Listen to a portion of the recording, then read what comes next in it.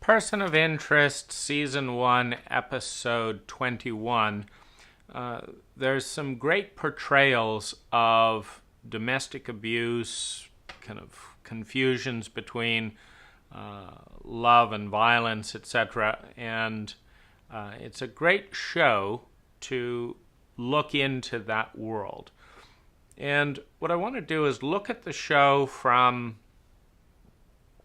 its characters from a design perspective. Gary Slutkin has done exceptional research to treat violence as an epidemic, as a disease, as opposed to a moral issue. And what I'd like to do here is look at this tangle of domestic violence from a design issue. And we have four key players. We have the general culture.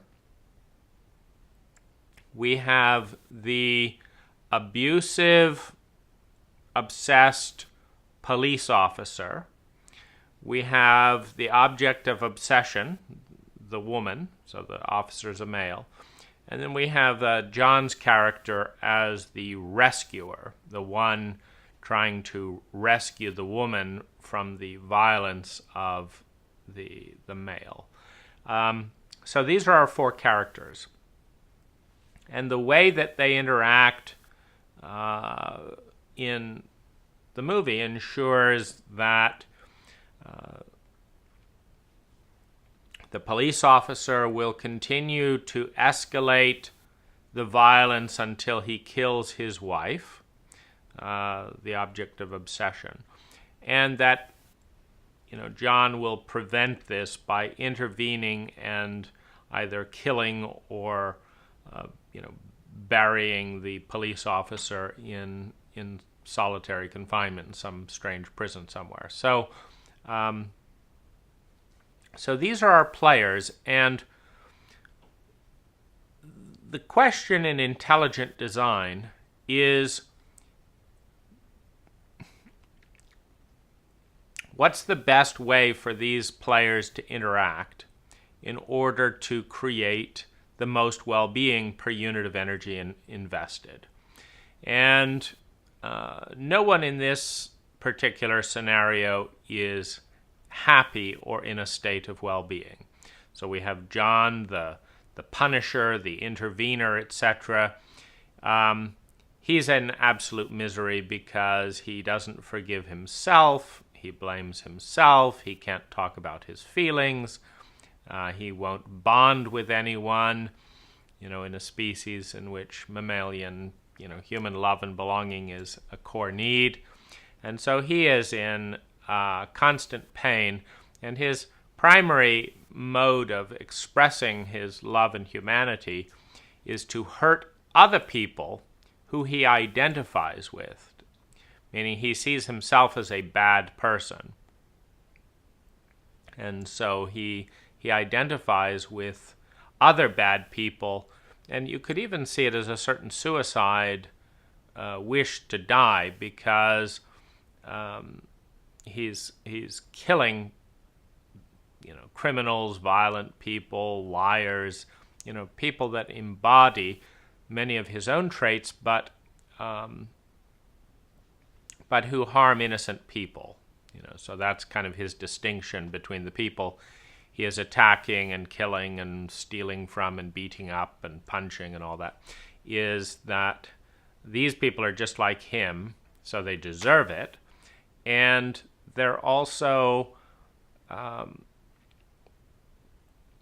hurting innocent people who don't deserve it. So that's kind of the core distinction between the villain. There's also, in this case, the police officer who is miserable because he cannot vulnerably ask for love. He cannot vulnerably speak about his human need for love and belonging. He cannot vulnerably communicate all that's going on because his definition of manhood, provided by the culture, this is the interaction between him and the culture, his definition of manhood is that his value comes from his dominance and his superiority and his power over other people, including physical force. And this is expressed in a number of ways. It's expressed in the fact that the culture respects his uniform more than it respects him as a man. People are afraid of the police uniform, and so they behave in a way that's good for the police officer. People respect the police uniform. Power and a lot of immunity is afforded to the police officer. If you just look at the criminal justice system and the situations of brutality, excessive force, incompetence, law breaking, etc., by a percentage of the police force, and the same type of behavior in the general public, and the police officer is regularly afforded probably about 300% more immunity and protection than the average citizen. So again, the jacket, the uniform, the role affords him 300% more immunity and protection, a message of being somehow special. It affords him fear, meaning if you're a police officer, there is an 80% probability that the people interacting with you in your professional role will be afraid of you. Because, well, for a whole host of reasons. You have innocent people being locked up. You have the fact that you're in a culture where I would say it's virtually impossible.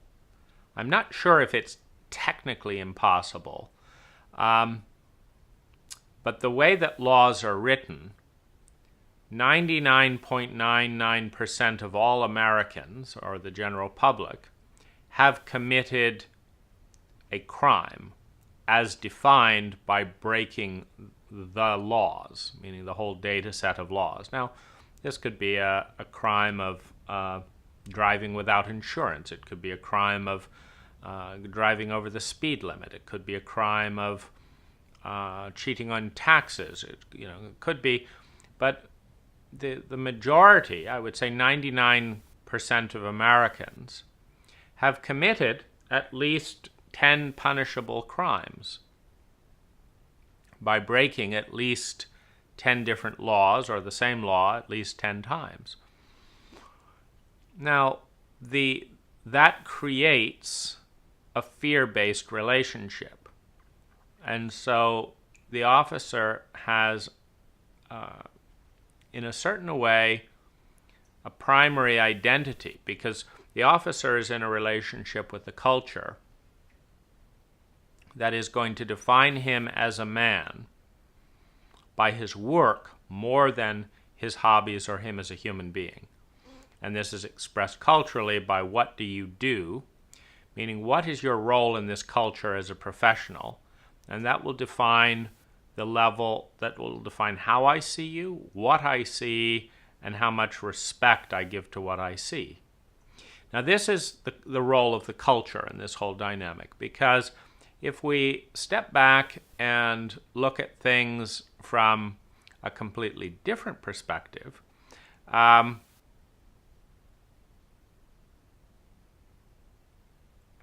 we can see that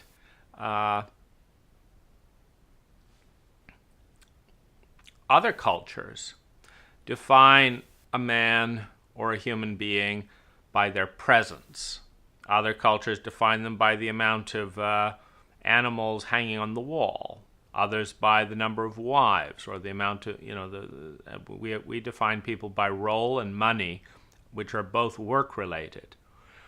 And this is not inherent, meaning there would be a very intelligent basis for a culture designed on the dissemination of well-being, where the well-being generated by every member of the culture is created And the question that would be most interesting is, how much well-being do you create per unit of energy invested? One, meaning for each dollar, each minute, and each natural resource that you spend, how much well-being flows out into the culture because of your behavior? That is a very intelligent question, and it's one of the most important questions in making intelligent decisions around in what way and how to interact with someone. But we can go years. We can go 40 years in a culture like ours and never even know that for ourselves, meaning we don't know how much well-being we're creating per unit of energy invested relative to other people and stuff. So this is a very intelligent thing that we do not ask. We also do another thing culturally that makes this situation more fragile. One of the things that we do is we deny men and women introspection, but particularly men. Introspective men are shamed, are looked at as if you're not fitting the mold. And so when you lack introspection, your outer identity becomes more solidified, which means that you don't know who you are or how or why you exist outside of that identity. This means that your sense of self becomes more fragile. Now, particularly in a traumatizing culture such as our own, when you have a sense of self that is fragile, then you have a situation in which you can fit into the work identity or you don't exist. Now, that feeling of going into the unknown and not existing is terrifying in a highly traumatized culture, which we are. So we're creating a police identity that is primarily fear-based, that is primarily power-based, with the underlying threat of physical force. Because let's face it, at least 50% of all interactions with police officers would go very different if the police had no ability to underwrite their requests with the promise of seizure, humiliation, shame, and violence. When a police officer puts on their lights and you're driving to the hospital to take care of your 2-year-old boy, and you see that some idiot back there wants you to slow down when there's a perfectly good open road because there's a speed limit, you just say, "Idiot," later, and you go and take care of your son in the hospital. But when a police officer with the ability to call in a helicopter gunship, with the ability to call backup, with the ability to suspend your license, with the ability to create a criminal record, when they put on those lights to meet their quota, and your son is in the hospital, there's a large percentage of people who, out of fear, not what's best, but out of fear of the police officer, will stop, and they may miss the death of their father, the birth of their son, because the fear of the police came ahead of the what is actually much more important, a bonding moment. And it does not matter how safe the driver is, it doesn't matter the road conditions, it's just the speed limit. You're breaking the law, and I can take everything away from you unless you obey my orders. Now, this is also a sociopathic training, because the reference point is not the context, the reference point is not the intention, the reference point is not the data, the reference point is the law. This is the law. We are a place of law. You do not matter. I do not matter. Your son doesn't matter. Your father doesn't matter. The law matters.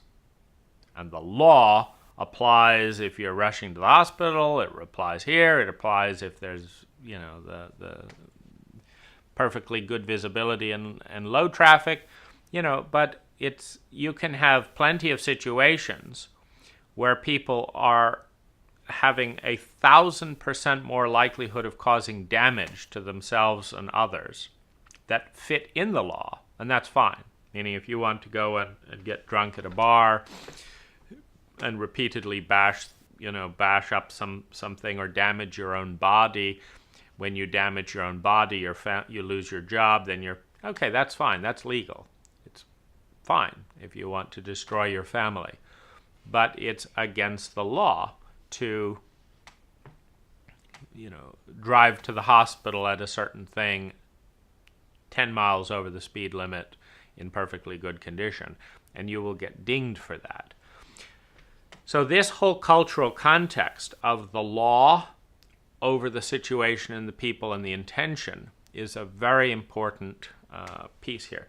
Where is this? Now, there's many other environments, like I'm just turning off Netflix right now because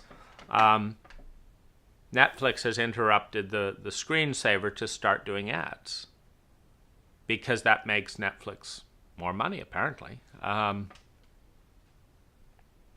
it's not what I want. There was never a feature on the app that said, would you like this off?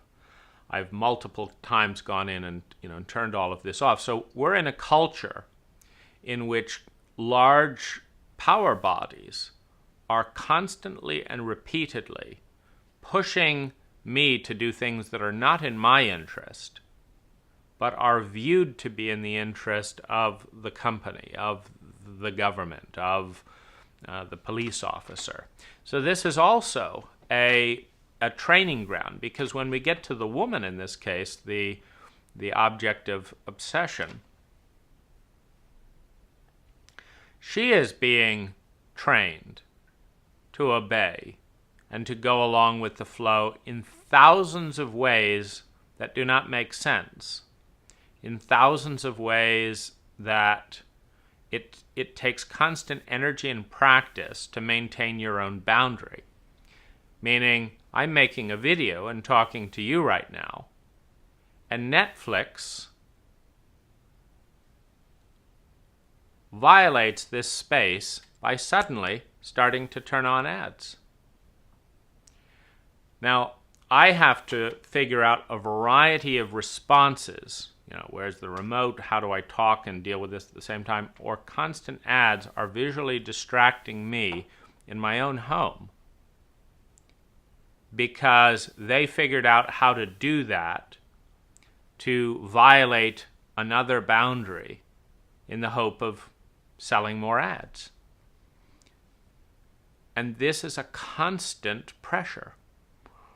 Now, when your government, your parents, bullies, companies, rapists, criminals, whatever, all are in a protocol of boundary violation, one.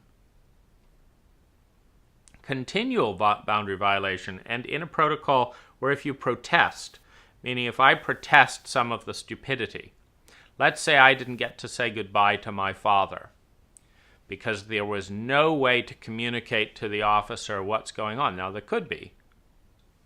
We could set it up that, we could text a local place or you have instant access, but it's not set up that way.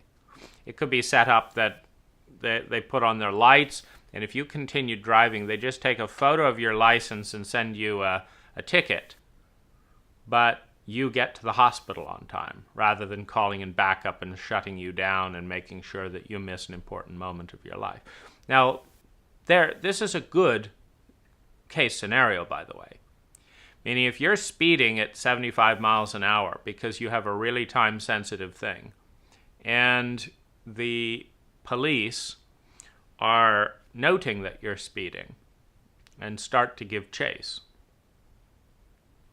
there is a far superior system of taking a photo of the license plate and sending that to the address of the car that saves time, that helps the economy, that saves time for the police officer or public servant, saves time to the occupant of the driver, and it can take a timestamp, etc.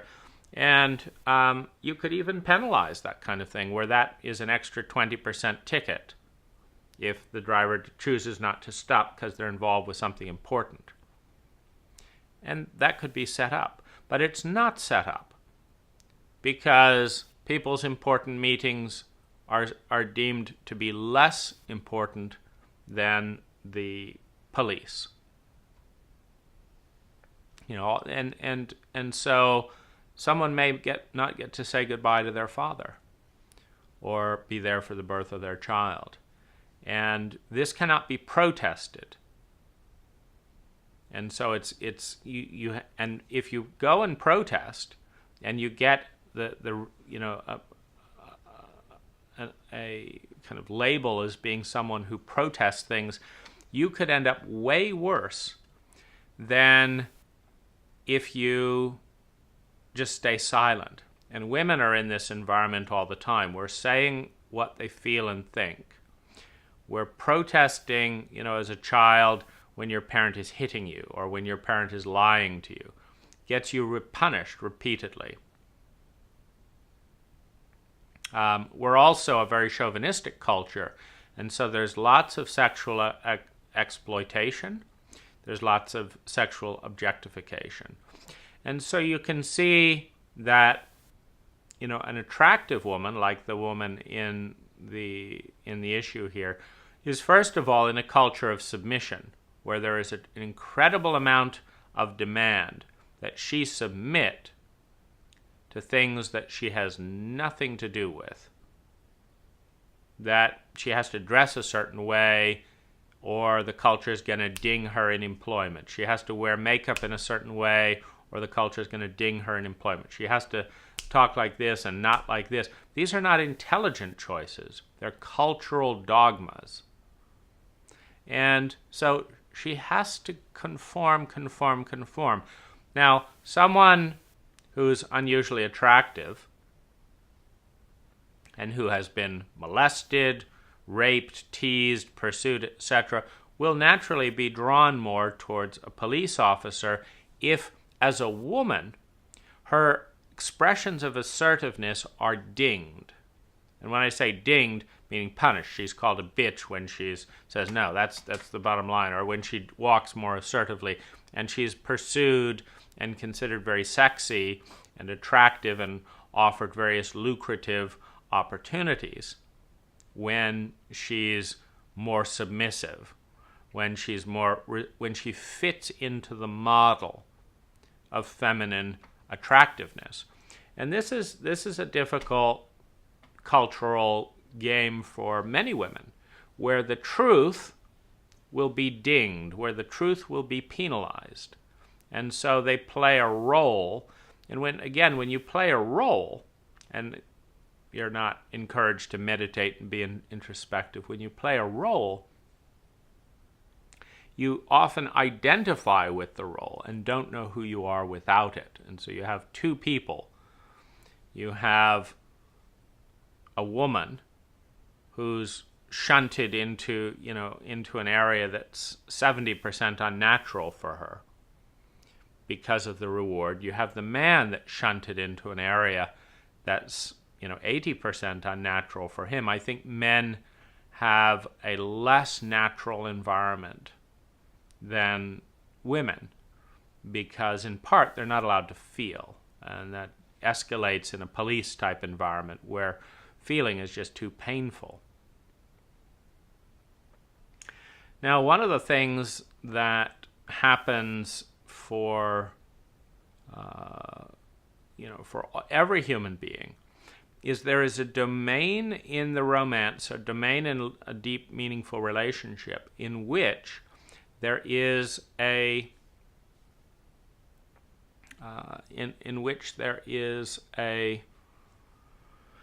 sense of need, a sense of desire, need, longing, and there is a place where that feels boundless, particularly in the young ages. there is a boundless sense of need where I just need, and it's as if something is flooded, where it becomes the only thing in view. The need, the desperation, the desire becomes the only thing in view.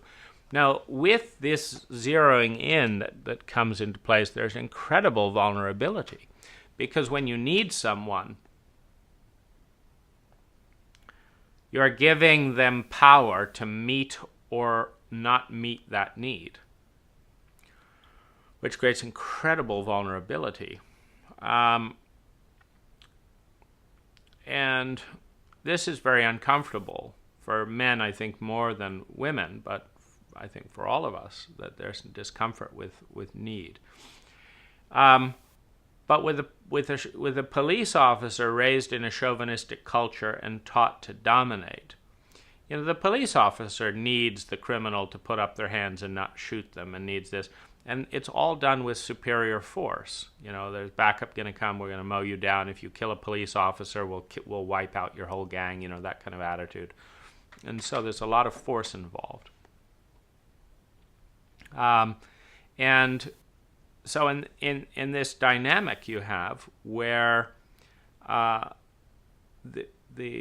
repressed feelings, the repressed feminine, the repressed vulnerability in an American male police officer gets accessed through the vulnerability of falling in love and falling in lust and falling in attachment.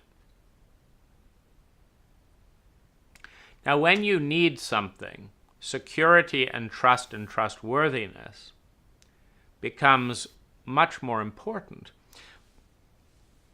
And for that to be, technically met and responded to, one has to be able to have trust and trustworthiness. There's also a desire to really connect with the person. And so I would break the male police officer's kind of trap, because there's a cultural trap.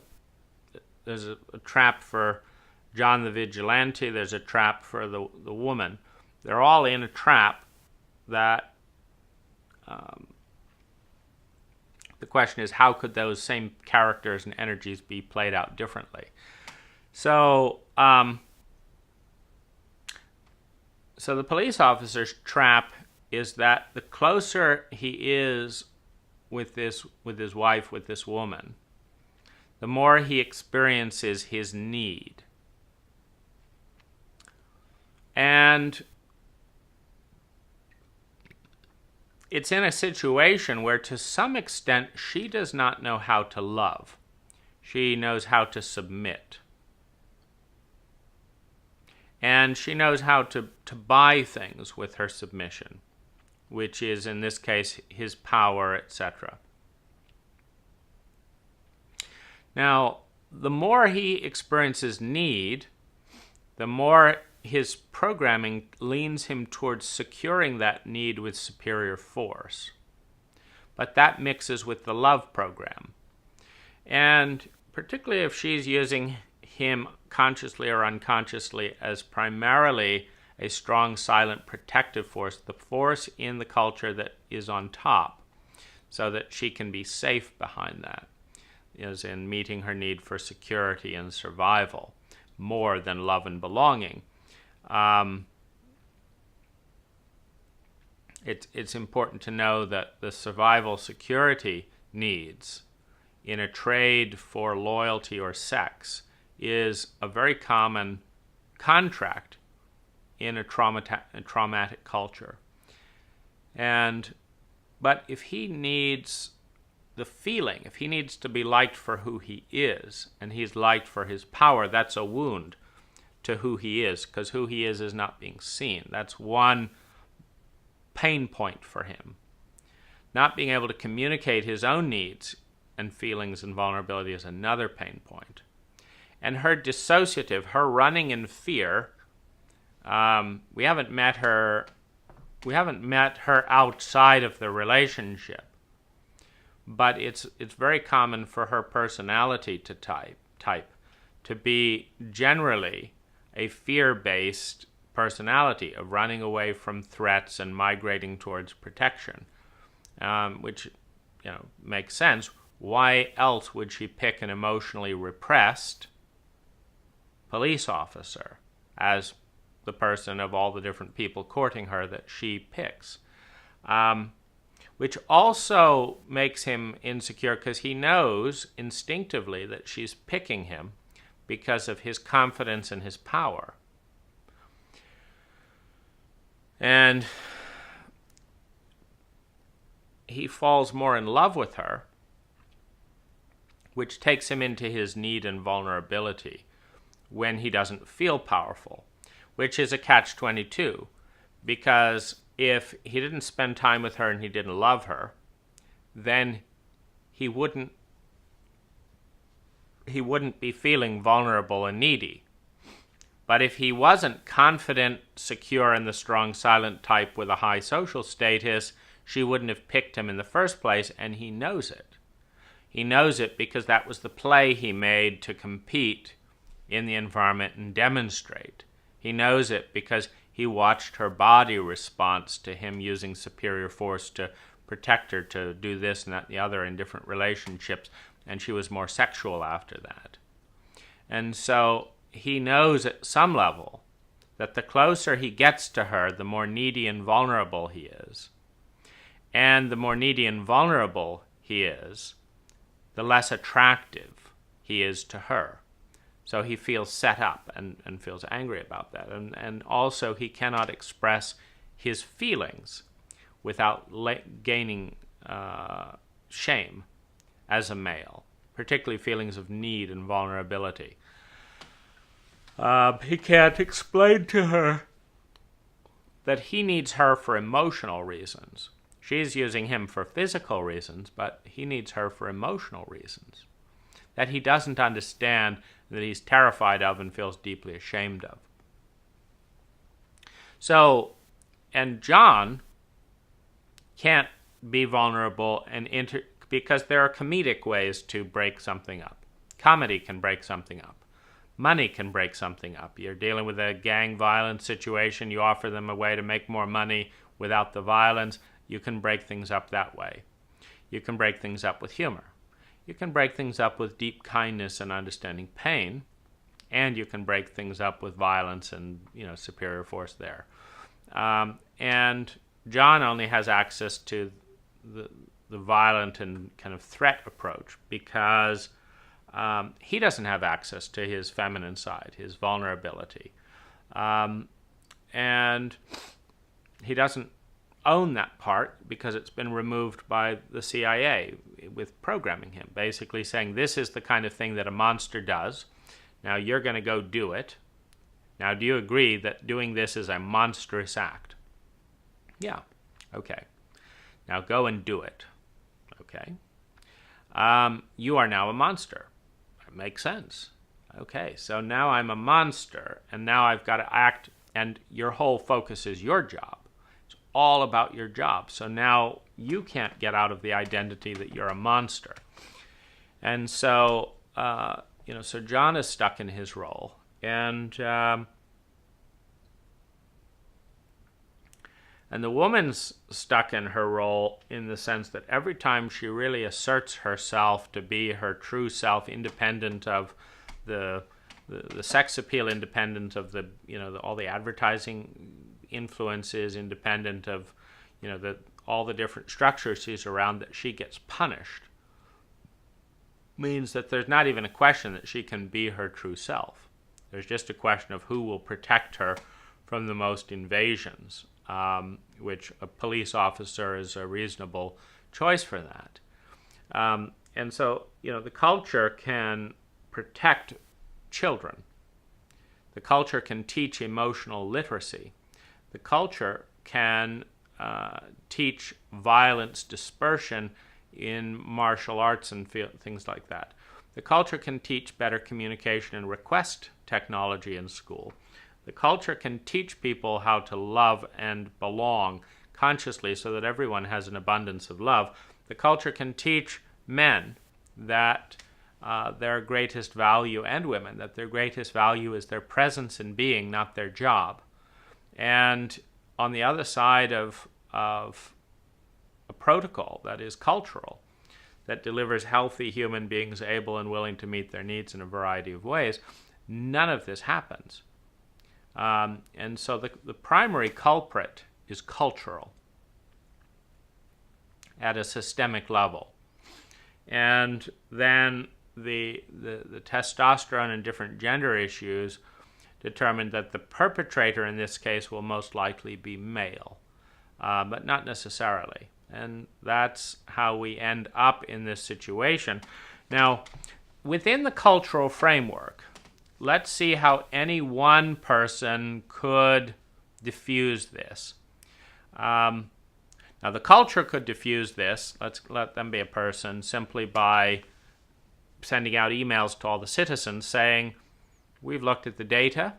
You are deficient. We are deficient as a country because you are deficient in these areas of expertise, and we're going to make it freely available. Communication techniques, this, and that, and the other. And anyone who goes and takes these free YouTube videos and practices and demonstrates that is going to get a $1,000 tax break, and our whole culture is going to go up. So that's a few emails, a few videos, etc., and the culture can respond and increase the competency and awareness of its people. Now, on let's look then at the police officer and his situation. So, first of all, he can study emotional literacy, it can study love and psychology, etc., to prepare for avoiding the predisposition towards abuse that his culture has set him up for. And he can do that by, for example, learning what love is and the difference between attachment and lust and being loving as an adult, so that he's clear when he's crossing that line. And because he dies thinking that, because that's what he tells John, he says, if you love someone so much, it's never over. Well, he was just about to kill her. But, and John ends up getting rid of him. But in other words, he's correlated obsession and dominance, etc., and lust with love, because that evokes the strongest feelings, which relates to his childhood abuse template, in which his strongest attachments are with dominant, invasive individuals that kind of seal that into the mind map as being love, and intense love is intense dominance and control and all that. So he can study that.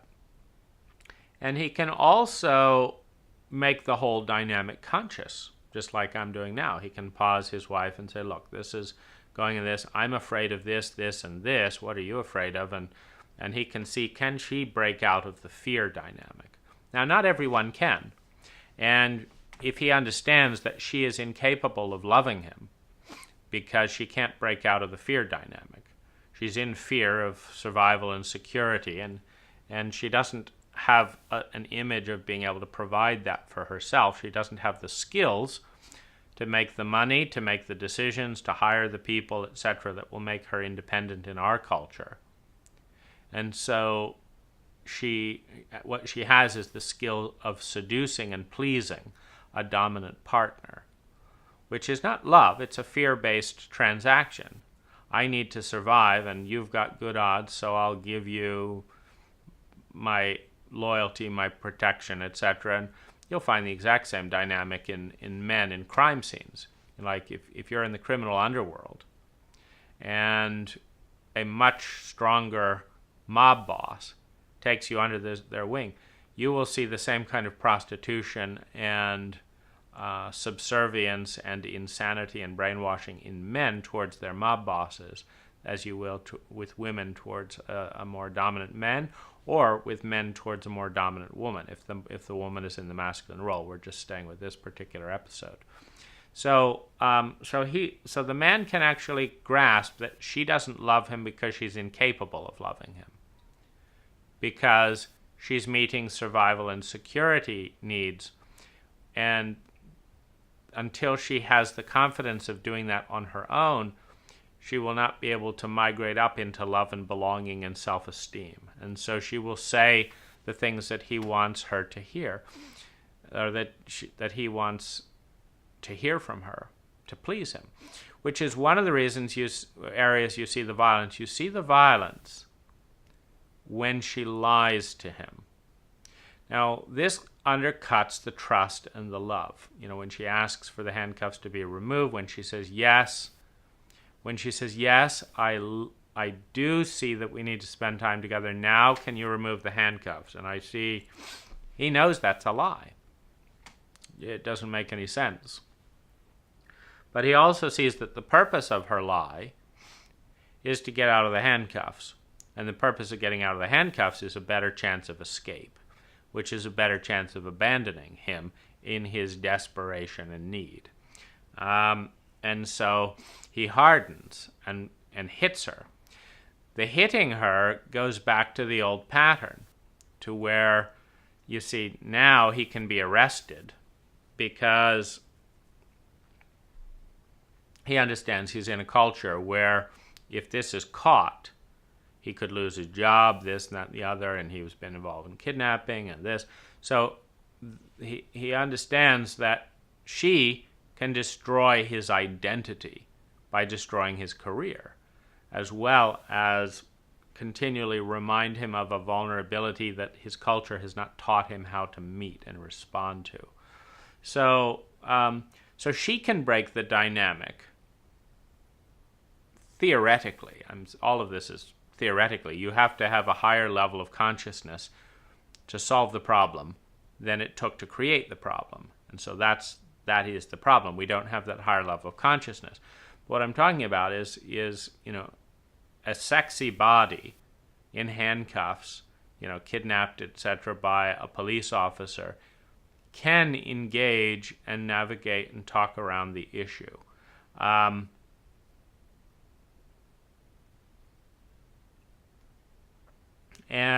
meet some of the needs. Now, there's a couple of things that she can do. One of them is to stop lying, and the other is to show real presence and care for the trap that he's in.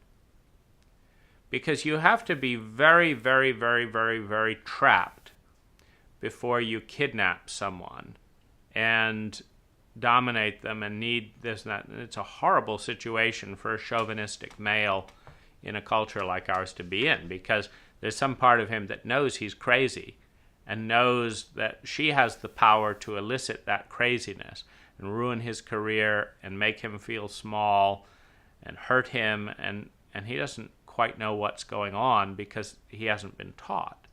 And he doesn't have the tools to deal with this. So in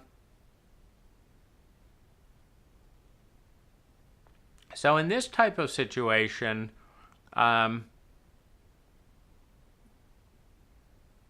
showing compassion and concern for the other person is a very intelligent option. Now, it takes a lot of skill and presence to do this, but imagine if the woman said, I forget the name, but policeman, husband, I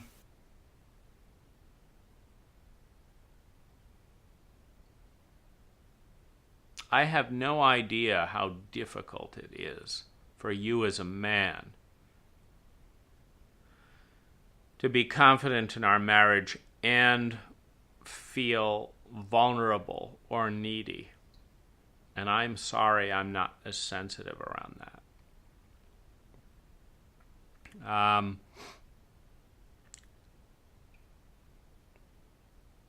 It looks really confusing. This relationship really matters to you. It's very clear. You're risking your career, you're risking your sanity, you're risking our relationship to pursue me. And what is it that you want most of all in that dynamic?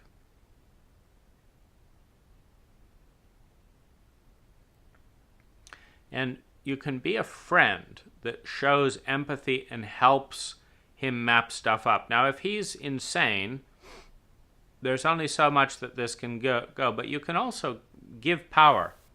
You can remove the fear from the situation. You can say, husband, I am not afraid of dying. And if you need to kill me in order for you to feel comfortable and safe, you have that power, and you can kill me. And I understand. And that must be a very difficult place for you to be. You see, when you empathize with something like this, he might burst into tears. And you can listen and move towards and reassure and secure. And the insanity and the fear and the helplessness will move down. And you can say, as a woman, it's my responsibility to be kind and loving to these sensitive parts in you and understand them, because they are incredibly brutalized. And you've never had someone who can listen to you as a man in this culture. And I know that you are courageous and brave and beautiful for having these feelings. And so and all of that is true. And whether it's done from a place of maturity and real service, or whether it's done as an approach to mitigate the underlying terror of I'm going to be dead, it's also true that dying is way less threatening than all the bullshit we're involved with most of living. Very quick and easy, and with a gun, and so it's not really anything to be afraid of. And John, the rescuer, could also say, look, I'm going to tie you up and we're going to do couples therapy. You're too dumb to do couples therapy on your own, so I'm going to tie you up and we're going to do couples therapy. And I'm not going to expect an addict who's in this amount of terror and confusion to stop hunting his wife, and I'm not going to expect a terrified woman in this culture who's survived through appeasement and who's trained everyone around her to dominate her in a certain way, and then she'll appease them. I'm not going to expect her to get this, but we'll spend a day or so together and start figuring this stuff out in conversation. And, that kind of discipline to tie a couple up for 2 or 3 days can lead to actually an actual breakthrough over over just killing each other, etc. And of course, the culture could create all kinds of things. The culture could give a panic button to every citizen in the country, where you press the panic button, a first responder shows up and says, do you need addictive help? Do you need relationship help? Do you need financial help? Or do you need physical medical help at a traumatic survival level? Because if anyone in our country is at a survival traumatic level, we as a culture will respond and provide emergency services to heal the grief and separation, to provide medical care, in the understanding that this reduces the anxiety and the fear and the violence and the betrayal in the entire culture indefinitely, and actually saves the country money while being a good use of funds and creating an incredibly great safety net for the culture.